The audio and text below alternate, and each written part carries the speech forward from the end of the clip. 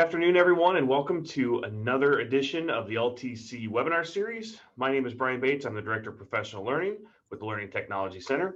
I'm joined today by fellow colleague Ben Sondgeroth, who's the lead regional ed tech coordinator serving LTC North, northwestern portion of the state. And before we get started here with Ben's session today, we'll go ahead and just go over a couple housekeeping items. First, we are recording the webinar today.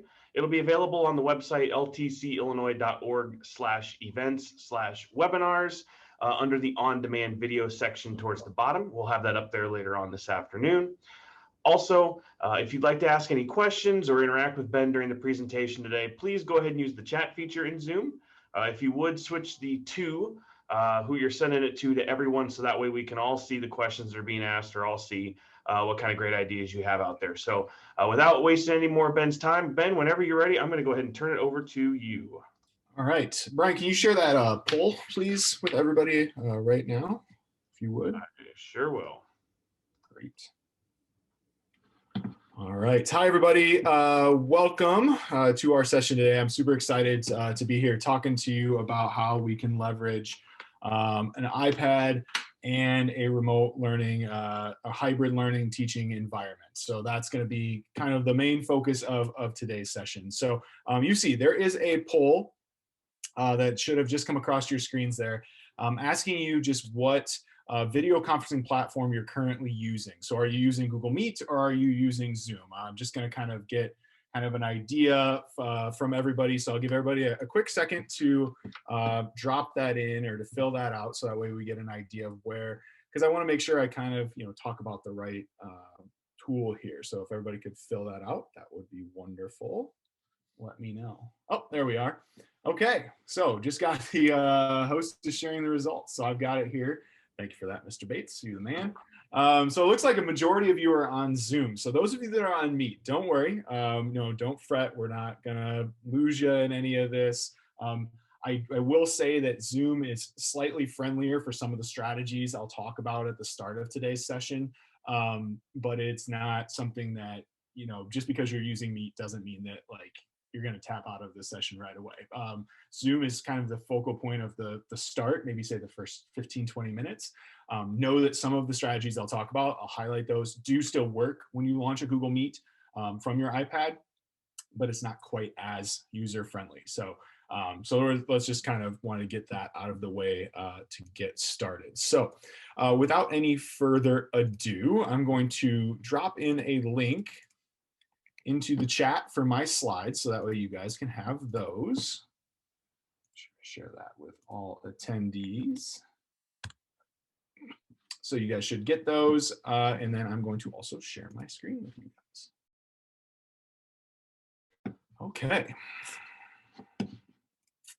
Hopefully that screen share works, and we're going to hope, just going to hope for everybody's sake here that this goes smoothly. Brian and I were talking before. I've had some technical issues with my MacBook since I updated to Big Sur, involving plugging in USBs and different things and kicking me off of the internet. So we're going to keep our fingers crossed that none of that shenanigans happens in this webinar. It's been so good. It's been good the last 2 days. So knock on wood, we're going to hopefully keep that going. So, okay. So as I said,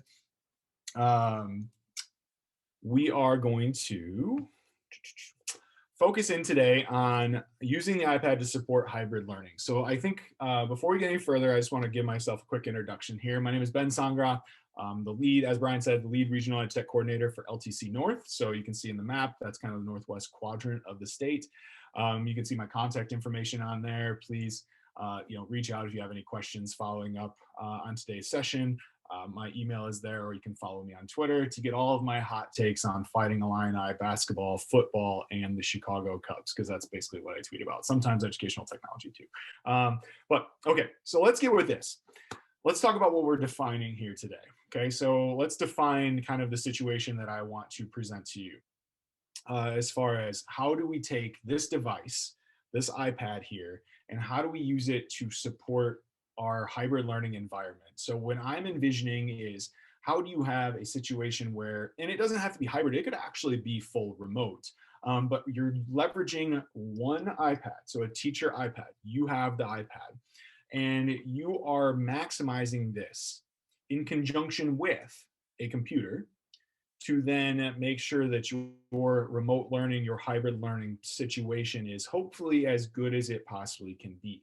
So how can we take this one device and kind of help navigate the waters a little bit more smoothly? So what are some tips and tricks? What are some features of the iPad that allow it to become a kind of a core tool to help support teachers in this? Because one of the things that I've found when I've talked to teachers in this kind of weird times of like, we have kids in front of us, we have kids at home, they're joining via Zoom, they're joining via Google Meet. It's this like back and forth of what's the best technical setup? What are these tools that I can use? And this isn't something where I think you have to run out to your district and be like, hey, buy me an iPad, like, or buy my whole class an iPad. Like, that's not what I'm saying here. Actually, this is if like I had this as a personal iPad, I could totally use it to help support this environment that I'm teaching in. Okay, so that's what we're looking at. So we're going to start off with kind of like some tips for actually like organizing and running a Zoom call through the iPad. But then there's going to be a lot of native features on the iPad that can make your environment, you know, a nice place, like a cool spot that you can use a computer, either MacBook or PC, and this thing in conjunction to, you know, do different things that will make your students' learning experience hopefully better. Okay, so that's kind of the focus of what we're looking at here. If you have any questions, you can drop them in the Q&A or in the chat. Brian's in the background. He'll be moderating those things for me. So thank you all for taking a little bit of your time. So let's get started with this. We're actually going to look first at Zoom and the iPad. Okay, so, and like I said, this kind of goes with Google Meet as well, where we can kind of do some of these things. And in the slides that I shared, I've got screenshots and stuff like that. I'm not going to present much from the slides. I want to actually show you guys some of these things and what they look like. But when we're looking at this, what are some tips and tricks? Okay, so what I'm thinking about is a teacher in a situation where you want to broadcast your room. Okay, so you are a science teacher or a math teacher or heck, you know, history, geography, whatever, but you want to use your whiteboard, or you want the kids at home to feel like they're a part of your classroom. And in a situation like what I'm teaching in right now with you guys, I have a webcam. Okay, so this is a secondary webcam here. It's not on my computer. And this thing would work out perfectly for this situation, but not everybody's afforded the luxury of having a webcam. So that's where we're going to look at using an iPad to kind of become that external webcam for you. And as I moved that, it actually kicked my presentation off the screen. There we go. So, you know, what we're looking at is how can we do this both? So here's my tip, okay? So, and I can't quite do it fully in this environment because I'm already on a Zoom call, so I can't like join another Zoom from my computer. But here's a couple of pointers. I would encourage you want to use the iPad as that kind of broadcasting device. Okay, so we're going to leverage the camera on this machine to broadcast to my kids.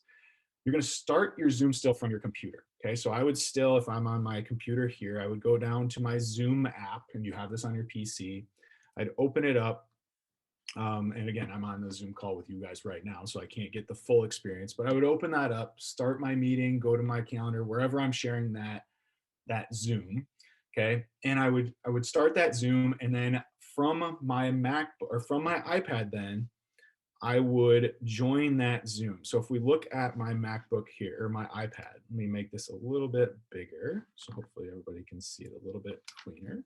Oops.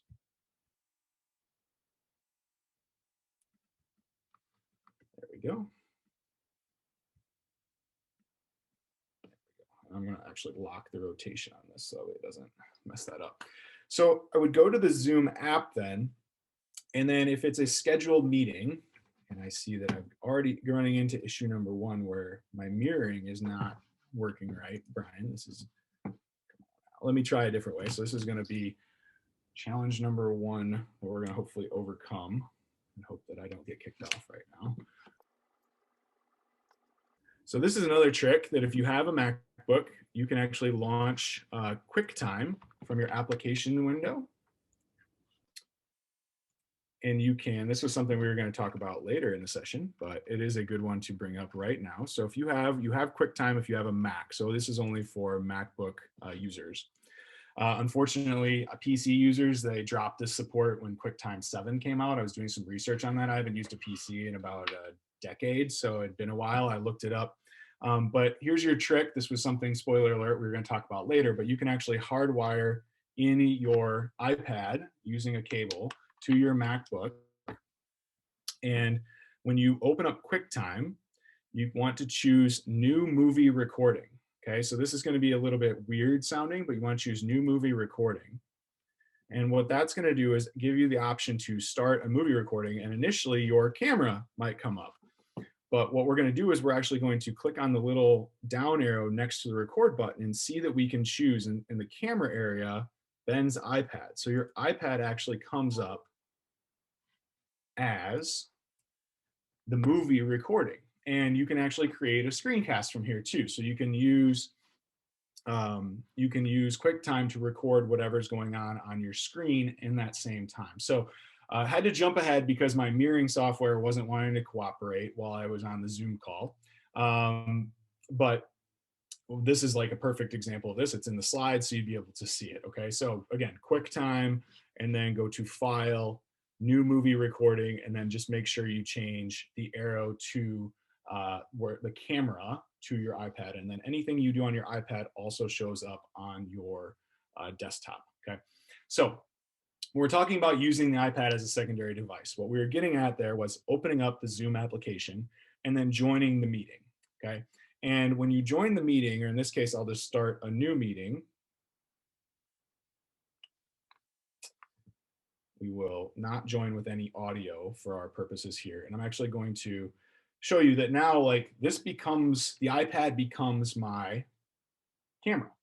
So I want to make sure that this is the camera. And when I'm in the Zoom call from my computer, I can then have my students, or my students that are joining via Zoom, and I guess I could be looking at it this way. My students that are joining via Zoom can then look at my iPad feed of my screen. Okay, so you're getting a whole lot of Ben here. You're getting Ben in multiple windows, but that's kind of the point, right? And you can always switch the camera around. So like I can use the front facing camera, and you guys would be able to see whatever, or your students be able to see whatever it is that you have up. Okay, so you could have it up on your board, you know, you could have it up on whatever, you know what I'm saying? So like that's where using the iPad can help, you know, promote that, right? So this becomes then your broadcasting tool. So just joining via both, because the purpose of joining via both would be that if I'm also on my MacBook or my PC, I'm able to then share that screen. So if I wanted to present from slides for the first part of the session, but have the Mac, you know, my iPad up and broadcasting the you know, the board, I can switch back and forth, you know, as the toggle through Zoom. So there's one sort of option to be able to kind of see everything and turn this in, is join this as your secondary device. So you can join your Zoom multiple times from the same account. Okay. Another thing that you can do is you can actually share your iPad screen to your students. So you can see when I tap on this, there's the option up in the top to share screen. And when I share my screen, when I click this, I want to tap microphone on. That's important. Okay. So for our purposes, I'm going to leave it off for this because I don't want to confuse it too much. But then when you start a broadcast, can't do it when I'm plugged into the thing. But when I start a broadcast, when I tap start broadcast, that's going to now share my screen in the same way that you're seeing it right now to all of my students. So that's a super helpful way to like display content, you know, to use an interactive whiteboard, things like that. Okay. Speaking of whiteboards, the other thing you can do when you share your screen on an iPad is you notice one of my options at the very bottom is whiteboard. And so now my students that are in this Zoom call with me, I don't need to use a secondary app or anything like that. I can actually just use the Zoom whiteboard feature, and I can draw on the whiteboard using, if you have a stylus, if you have an Apple Pencil, or just your finger.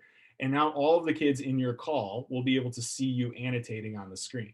So I find this to be super helpful for those teachers that really want to be able to draw, you know, to be able to maneuver this and to be able to really get what they need out of this. So perhaps you don't want to go to the board because it's too messy, or you just want to do something so your kids can see this. This is a way for you to maximize, being able to have a touchscreen capability, and a whiteboard for your students to be able to join in and participate in. Okay, so something that's just kind of a nice option there. And if we stop share, we're back to just leveraging the camera again. Okay, so I think what I'm trying to get across, if I can be a little more succinct here, because I got a little rattled when my air server wasn't working there. The two main points that we're looking at is joining the Zoom, starting the Zoom from your computer, like you've always done, but then joining that same Zoom from your iPad. So that way you have a second machine on the call. So there's two of you, okay? One of the things that can be helpful then is that you can then present from either one. You can present slides from your computer, or you can present your camera, or you can leverage this as kind of your broadcast camera, your webcam, if you will, for something larger, your board, anything like that. The other thing that you can do is if you need a doc cam, so you need to present to your kids and you want to use something like a doc cam, but you don't have a doc cam. That's where this becomes just a pretty expensive doc cam. So I have a paper right here, and I'm going to leverage my printer as best I can. So we have to make sure this rotates, put this down, and I have my printer. So it's not a great setup. If you're looking at me here, I'll kind of just show you with this webcam. But you can see I've got the printer here and then the iPad sitting on top of it. But what I'm able to do, and I would prefer it to be a little bit higher and a little more sturdy, I think, if I was going to do this with my kids. But you can see I can bring my hand underneath of it, and right now it's upside down. So I just need to make sure that I rotate this the opposite direction. But I could use this as kind of my doc cam to annotate on top of things. So it would actually look better if it was this way. But have my hand underneath of it, do all this. So I know teachers that are art teachers like to have this capability, math teachers, science teachers, if you're going through and you prefer to use paper and pencil, this is certainly an option as well. Okay, so leveraging the camera, leveraging the iPad as that secondary device to broadcast to your students, I think can be super helpful. One of the things that you might encounter is being able to share the screen, and you want to make sure all the kids focuses on the iPad, on this person and the Zoom call. So because I'm plugged into my Mac, it's not going to let me do that. Okay, but what the steps to do this, and this is in the Zoom, this is in my slides, so you'll be able to do this. The steps to do that would be to go to share screen, share your screen, and then when it gets to this, you're going to start broadcast. And what that's going to do is it's going to make your screen just like mine is right now for you. So you can see, my second monitor. It's going to make the iPad take over the Zoom call. Okay, so the iPad is going to be the main screen for the kids to watch. And from here, after you hit start broadcast, you can close Zoom out and open up the camera. And when you do that, the kids will be seeing your screen presented, the iPad screen presented, but they'll also have the camera view. So now you've really turned it into like a document camera, okay? So, and it'll be recording. So your iPad is actually recording everything that you're doing. As an example, so I just did this 2 weekends ago. It was really for an interesting reason.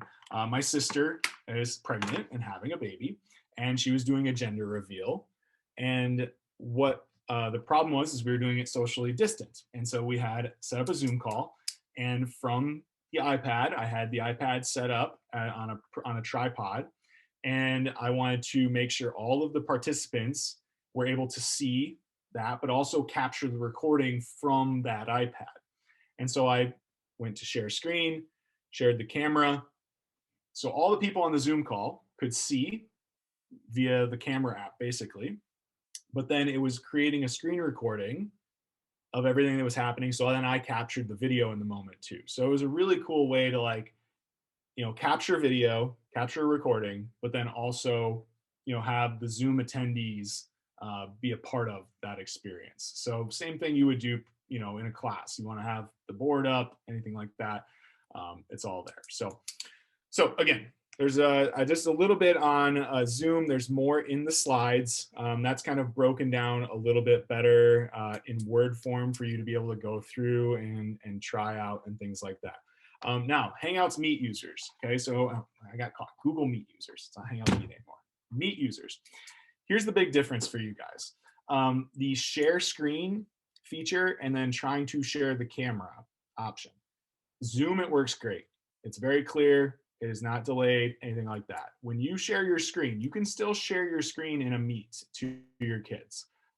It's just very slow. It's very delayed. When I was experimenting with it, I would maybe open up an app and it would be several seconds, like probably 3 or 4 seconds before the Meet updated. Like I was joining on the Meet on my computer and I was joining the Meet on my iPad, and it would be a couple of second delay before they caught up to one another. So I wouldn't say the sharing and presenting from the iPad was as good of an experience on Meet as it is on Zoom. Okay. And then Dawn, I see you have a question. Can you do the screen recording without the QuickTime Mac connection? So yes, I'm going to teach you how to do that here in just a little bit. So I'm going to leave you on a tease for that because it's coming up here in just shortly. So, but absolutely you can. It's pretty cool. So Hangout Meet users, what I would suggest is when you're using Meet, and actually I can jump out of the Zoom call here. Let me bring back up my iPad for you guys. Oops, there we go. So Meet users, what we're looking at with Meet is going to be a similar experience in, launching the meeting and things like that. And you can still certainly use this as kind of your main camera. You can see like I pop up here and people can see me and it's good. So I could set this up. I can have this, flip the camera around and then potentially set this to be my main camera. Like this is what people are seeing. It's just when I go to perhaps share the screen down here with people, then it gets a little laggy. So I would say that's the one big difference between the two is if you wanted to share the content that's on the iPad to the students in the Meet, that's when it gets a little slow. Zoom, the speed was pretty good. Okay, so those are kind of your big differences. The other thing that I wanted to show is that if you are, say, in a meeting, so we'll jump back into a new meeting here. This is now something you can do in multiple like apps. Okay, so this is definitely something that you can do in multiple apps, but you can split your iPad screen. So if you're presenting, say, notes from a Google Doc, okay, and here's your little tip. Okay, so you can see my stylus. It doesn't matter. You can use your finger, but it's a slow pull from the bottom of the screen. Okay, so you don't want to press down on it. You just want to take your stylus or your finger and just kind of pull up. If you pull up too much, it's going to like close out the app that you're on or put it into the background. You don't want to do that. You just want to pull up your dock. Okay, so pull up your bar at the bottom. And then if I wanted to say have a Google Doc open at the same time that I'm in my Zoom, you want to press and hold it and pull it and move it over to the side. And now I have my Google Doc on one side of the screen and my Zoom call on the other side. So this is going to allow me to maybe present better to my students. It's going to, allow my students, this is a good student trick as well. So your students can have, their Google Doc up or their presentation up on one side and the Zoom call on the other. Okay, so that's called an iPad split screen. And it doesn't have to be Zoom. I'll actually jump out of the Zoom call here. We'll close Zoom out. We'll just make Docs the main app on here. We'll do that again, but this time we'll pull up Safari. And so I can have Safari open on one side and I can have my Google Doc open on the other. Okay, so leveraging those split screens could be, super helpful for, you using it as a secondary device so you can have both open at the same time. I could have Zoom open and then I share my screen in Zoom, my iPad screen, and I could have my screen split screen. Okay, so if I was in that Zoom call and I shared my computer screen or my iPad screen with them, and then jumped back in and shared this, my kids would be able to see me present just like you guys are right now.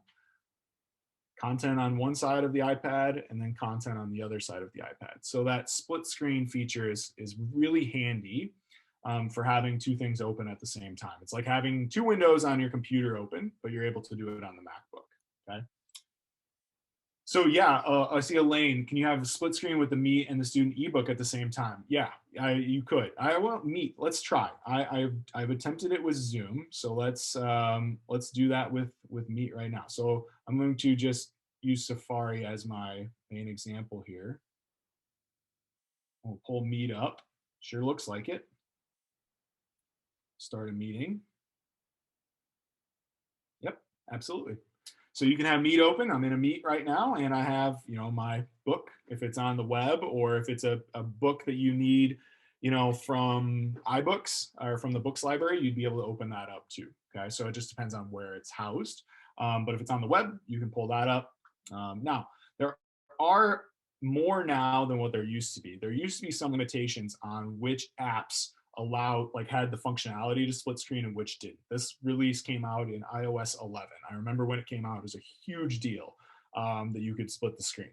And so we're on iOS 14 right now, and most apps have updated now with the ability to split your screen. So I better end that Meet so I'm not using up bandwidth. We'll just pull that off out of the way. Now the trick is to make sure you have them in the dock. Okay, so you have to have them in your dock at the bottom, because that's where you're going to pull it up. So if it's something you're going to use frequently, I suggest pinning it as one of the apps down here. Like I have Drive, you can see I have Drive, Twitter, all of those, options down at the bottom.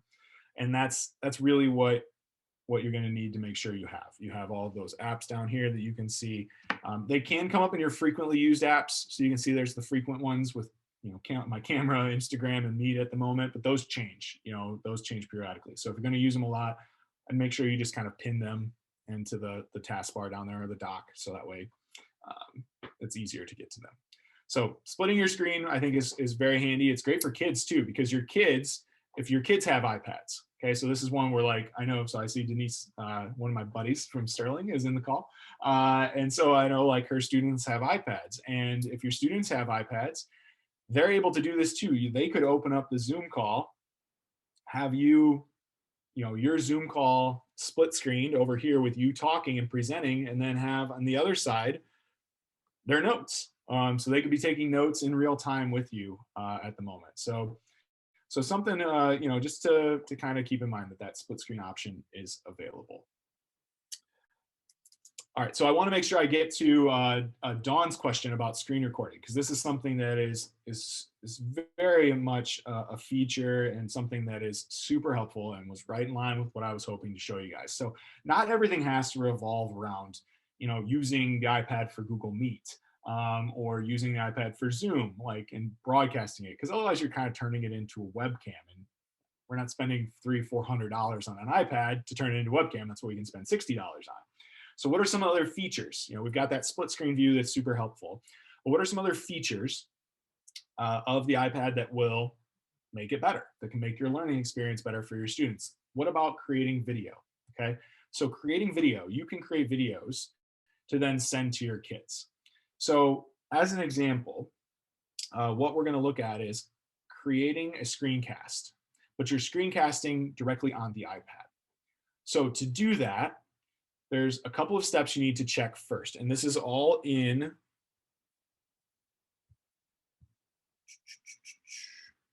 the screen recording. So again, we're skipping ahead because Dawn asked, but that's okay. It's on slide 16 in my slides. But what we're looking at is we want to use the settings. So if you go into your iPad and you go into settings, you're going to scroll down to general, and then right below general, you're going to go to control center. Okay, so you want to change your control center. And when you click on control center, you're going to want to customize controls. So right there where you see customize controls. And these are your control center controls, or things that you can put into your control center. And you might be asking, What's my control center? I don't even know what that is. I bet you do. You just maybe don't know it's called the control center. Uh, Go to the top right corner of your iPad screen. Okay, so up by the battery symbol, and pull down with your finger. Just swipe down. This is your control center. Okay, so your control center is going to be made up of all of these apps, or not apps really, but like basically they're shortcuts to different things on your iPad. Okay. So, for example, if you look at this, like I have the stopwatch, I have my alarm, I'm sorry, stopwatch, alarm, timer, but I also have a quick shortcut here. If I tap the camera icon, that's going to jump me right to my camera. Okay. And if I tapped on, say, the note, so you see the pencil with that, that's actually going to drop me right into my notes app. So again, shortcuts to different kind of native apps. But the one you want to make sure you have is you want to make sure you have screen recording. Okay. Make sure you have screen recording enabled. That's going to allow you to create a screencast and record anything that's on your iPad screen without it being connected to a computer. All right. So that's super helpful. Now, the problem is, and I don't know when they would ever want to fix this, but the problem is if I'm connected to my computer, like I am right now, or I'm mirroring to my computer, or anytime I'm trying to present on this via the web, I can't demonstrate it because it doesn't let me. If you look at my screen right now, you see that I have this circle grayed out. And this is one of those hiccups that I was already planning on addressing because I already knew it was coming. I wasn't caught off guard like I was before with my air server. But when you see that, that does not let me do it in real time with you all, okay? But that square or that circle is going to be your screen record button. So in this case, I am going to jump over to the slides because it's going to show you in the slides here what this kind of looks like. So you can see the button is there, it'll be white. You'll select that as your screen recording tool. You'll then get another button that pops up that asks you to, do you want to record? And you'll tap that. And then when you get that box up at the top, you'll see there's this little red record button up there. That's going to show you that you're recording. Okay, so it's very cool. You're able to really maximize and utilize the recording options of the iPad and create a screencast with your iPad. Okay, so it's super helpful, really amazing to be able to record whatever you want to record in real time.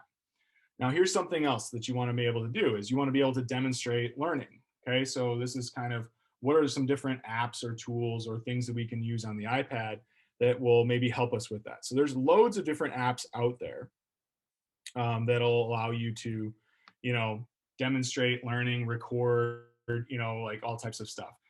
There's one that's free though. So I know there's different whiteboarding apps and stuff out there, but if you wanted to like just annotate, okay, you wanted to make sure you were annotating on something or drawing, you're a math teacher, you want to work through an equation. You're a science teacher, you want to work through an equation.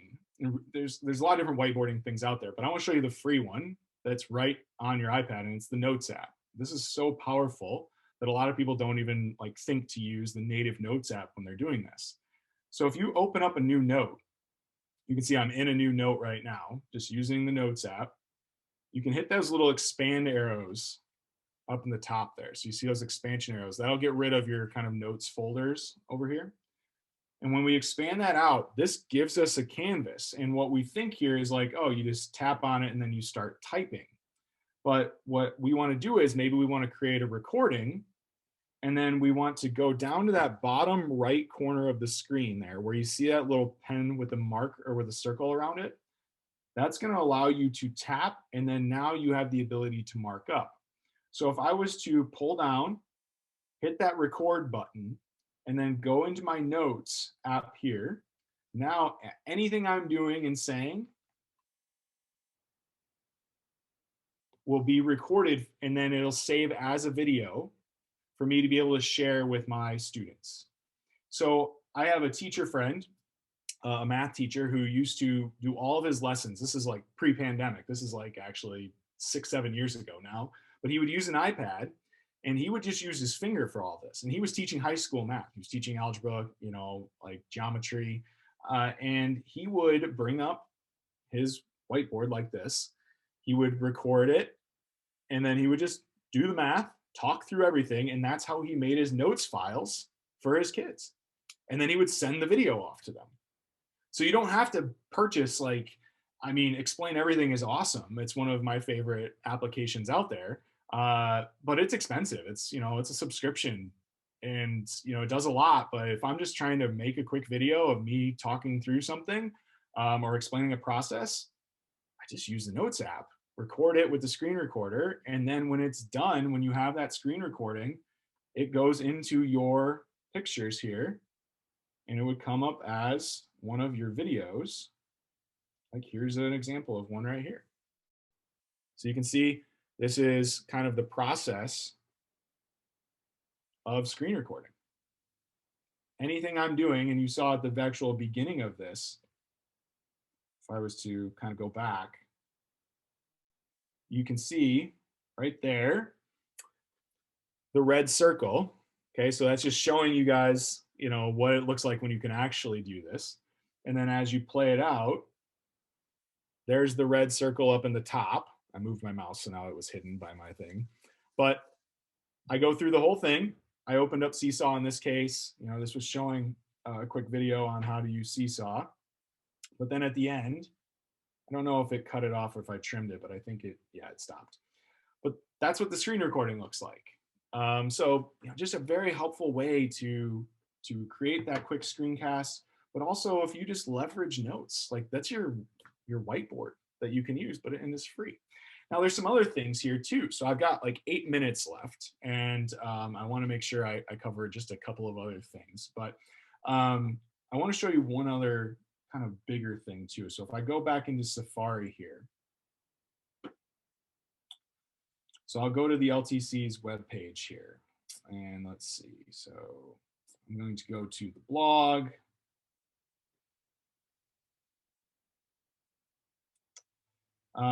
We have, let's see.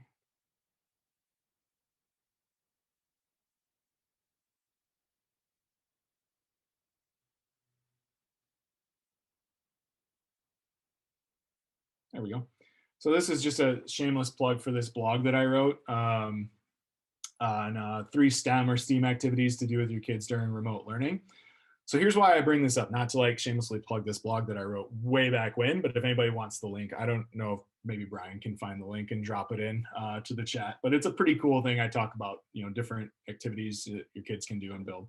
But here's why I show you this, because if I have something that I found on the internet that I want to share with my students, okay, I bring up this blog post. The problem with this is that it's cluttered, right? Like, there's a whole bunch of stuff at the top. There's all the trending posts on the side, things of that nature. So what I actually want to show you guys is how can you take this and transform it into something that you can actually annotate on. And you could record yourselves annotating on this web page. So here's your first step. In the address bar at the top, okay, so you guys can see up here where it has the big A, little a, that's actually going to show you Reader View.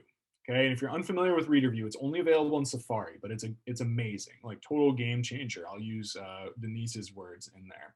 So Reader View, what Reader View does, if you see an article that you're reading, tap on that and tap on Show Reader View.